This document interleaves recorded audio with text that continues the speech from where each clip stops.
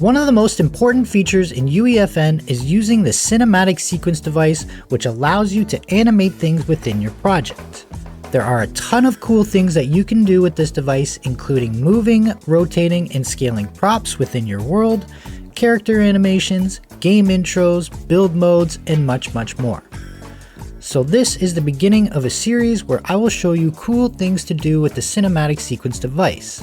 The first part of this series is an introduction to the cinematic sequence device, where I will teach you some of the basics of getting started with the device. Then we will move on to some more advanced stuff in future videos, like animating facial movements of metahumans.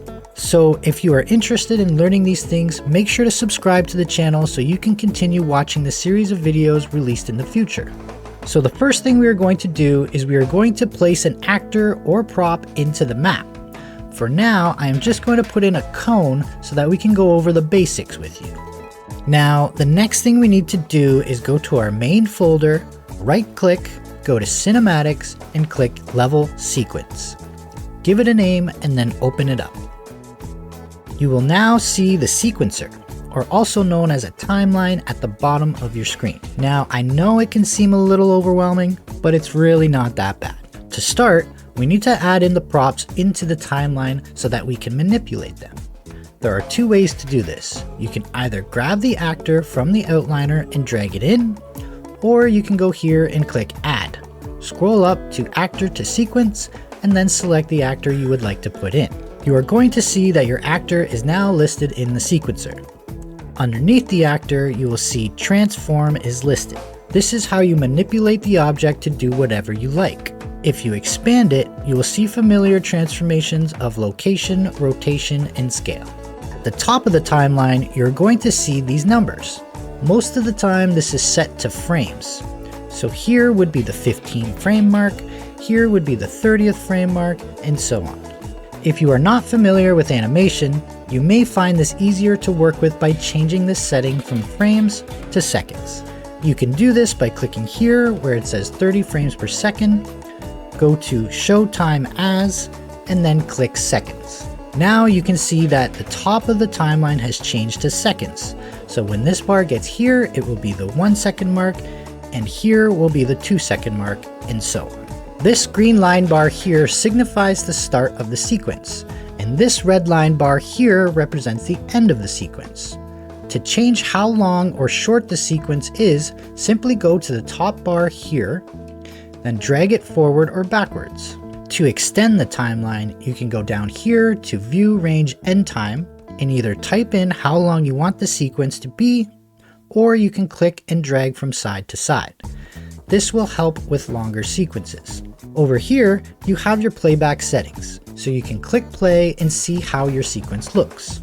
This will automatically loop. We have some tools at the top here. You have Save, which is super important. Save often. This button here is how you can easily add a camera into your sequence, but we'll get into that more in a later video. One thing I like to have enabled is auto keyframes. You won't always use this, but it does help in many situations, making the workflow quicker. Now, the main thing about sequences is that we use keyframes. What is a keyframe, you may ask? Well, imagine you want to move this cone across a room. You don't need to move the cone in every single tiny position as it moves. That would be a lot of work. Instead, you pick a few key moments in the movement to keyframe, and then let the sequencer automatically calculate the positions in between. So for example, we will use 3 keyframes to make the movement we want. The first keyframe will be the cone at its starting position. To set the keyframe, you will simply click on this little diamond icon button with a plus in the middle of it when your object is in the starting position, telling the sequencer at this point in time, the cone is here. You will know your keyframe has been set when you see a red circle on the timeline. The second keyframe will be the cone is halfway across the room. You set another keyframe telling the sequencer at this later point in time, which is the 2 second mark, the cone is here in this position. The third keyframe will be where the cone has reached its final position.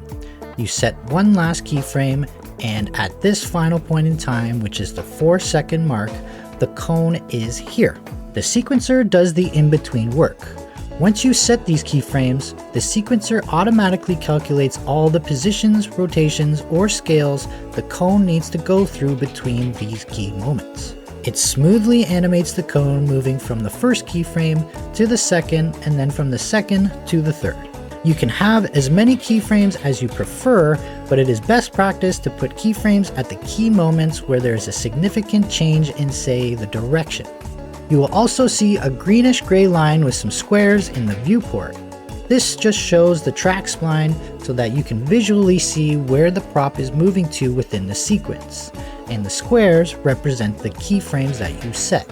If you notice your animation isn't as smooth as you want it to be, you can adjust this by clicking here to open up the curve editor.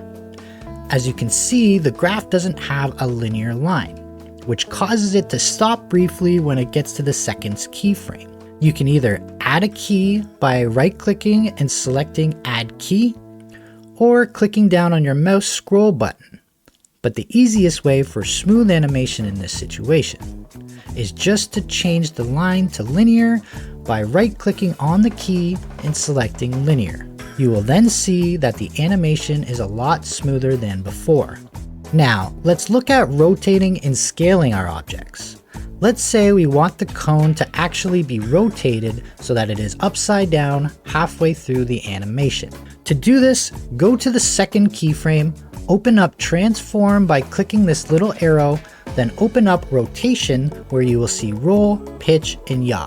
To make the cone turn upside down while we are set at the second keyframe, you will simply change the roll to -180. Now, if you hit play, the cone should be upside down once it reaches the second keyframe. Now, let's add some more rotation to the cone and also grow the cone in size by the time it hits the third keyframe. So let's drag the marker to the third keyframe. We are going to set the roll to -360 to complete the full rotation by the time it gets to the third keyframe at the 4-second mark. Now, you don't necessarily have to change the numbers here. You can also change, say, the size the same way you normally do by clicking on the scale button at the top of the viewport, and as long as you have auto keyframing on and your marker is on the third keyframe, you can then increase the size and it will get to that size by the time it gets to the third keyframe. Let's say you want to make a proper loop animation. In order to do that, we need to get the cone back in its original position, so let's do that now. Let's start by making the timeline 8 seconds long, and we want the cone to be back in its original position at the 8-second mark. So at the 6-second mark, we want to copy the location keyframe at 2 seconds. Move the marker to 6 seconds, then click Paste. Then we want to do the same thing with the roll rotation. We want to copy the keyframe at the 2-second mark, then move the marker to 6 seconds, then click Paste. Then we will do something similar, but instead copy the location and rotation keyframes from the 0-second mark and paste them at the 8-second mark. You may need to go back into the curve editor to make things more smoother. The final thing you will need to do is copy the keyframes in the scale section at the 0-second mark, and then move the marker to the 8-second mark and click Paste. Now all you have to do is click play and you will see your animation working. Now obviously you're going to want to play this animation within your game, so let's set that up now. What you want to do is go into your content browser, select the Fortnite folder, and then you can search for the cinematic sequence device and drag it into your map. Over on the right side in the settings, the first setting you will see is sequence. This is where you will add in the level sequence that we just created. Just click the drop down and find your sequence that you made. The next setting is loop playback, which is pretty self-explanatory as it will play the sequence in a continuous loop that does not stop. Then we have the autoplay setting, which will automatically play your sequence as soon as the player starts the game. When you have this setting enabled, it will unlock the enabled on phase setting further down where you can choose more options of when it will start. The visibility setting allows you to choose who sees the cinematic sequence. It can be everyone, the instigator, or the instigator's team. The level sequence actor always relevant specifies if the device should always be relevant for networking. When turned off, the device playback only replicates to clients based on proximity. For example, if as a player you aren't seeing objects from a certain distance during playback, this option should be turned on. You can change the play rate here. 1.0 is normal speed. If you set it to 0.5, it will be half the speed, and if you set it to 2.0, it will double the speed. Finish completion state override has 3 options. The first default option is none. Force keep state will make it so that the animation will end and stay on the final frame. Force restore state will make it so that when the animation is complete, it will restore itself back to the first frame. Then, as mentioned before, if you have autoplay enabled, you will be able to change the enabled on phase to always, pre-game only, gameplay only, and create only.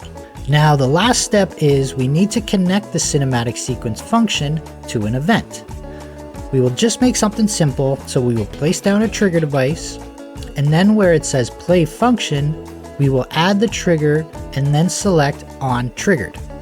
So that way, when we step on the trigger, it will play the cinematic sequence device.